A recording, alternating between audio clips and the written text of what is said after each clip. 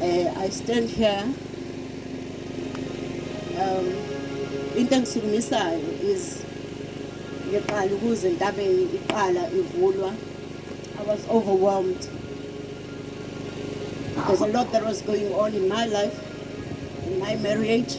Kunzima konke. I remember Umam Grace praying for me laphaya emuva. And the following year, all that we had been praying for, God answered us.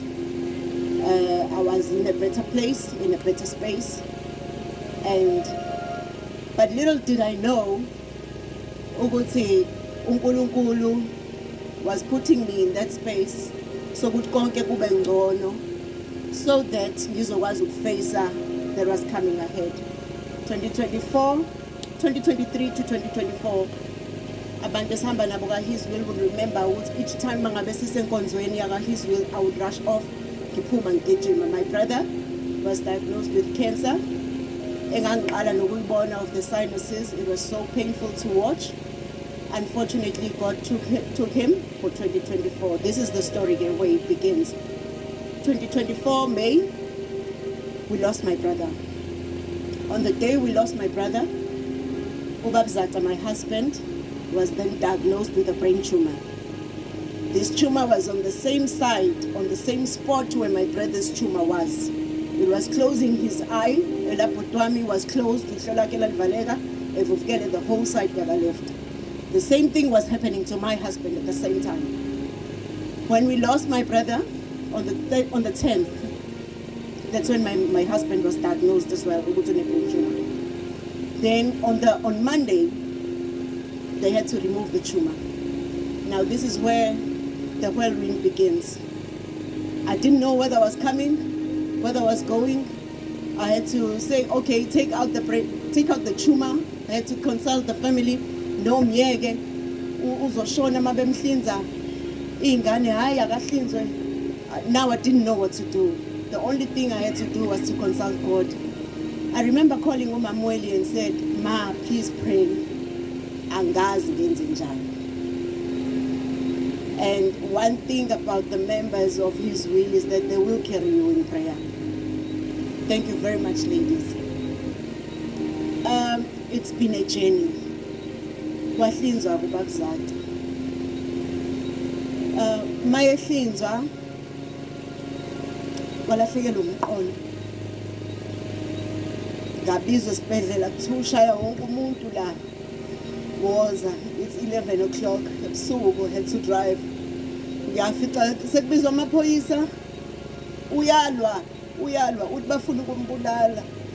I didn't know what to do. This is the man that I've never seen before. I remember one nurse saying, I know you can pray, just pray. I stood there immediately in the middle of the hallway and started to pray. Because I didn't know this man, I didn't know that guy that was there. Yes, he's dark, but that man was darker than I knew him. I prayed.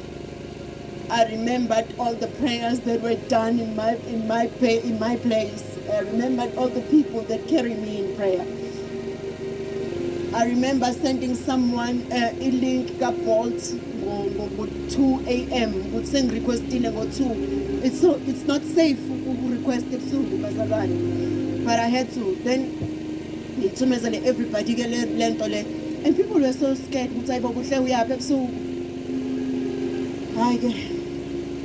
Wasuka lokho wa discharge eventually.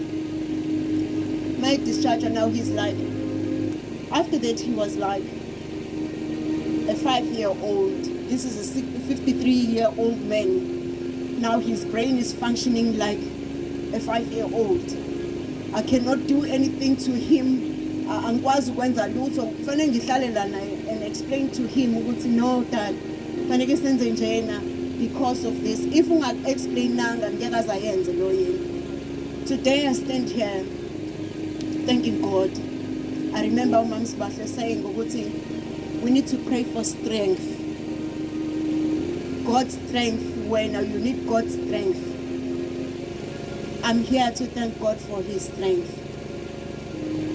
He's not where he's supposed to be. He's back at work. I'm thankful. I've seen God carrying me. I've seen God carrying me. I've seen His favor upon me, upon my life, upon my family, upon my marriage. Because when I came here, kwakunenkinga in my marriage. I was at the point of saying, no, I'm letting go. I cannot handle this. But God took over. I can never praise Him enough. Our scripture says,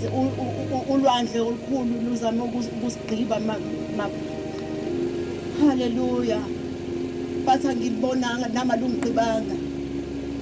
Ngimela ukuthi nanoma ngabe isiphi isimo, one okokuqala umuntu akafi ngokufa komunye umuntu. 1. 2, nanoma ngabe isiphi isimo, nanoma ngabe isiphi isifo, uNkulunkulu uyakwazi ukusinqoba. If only we could just humble ourselves. Sihlale phansi sikhuleke simethembe, have faith ukuthi nalokhu nakho sazokunqoba. Egameni lenkosi uJesu Kristu. Amen.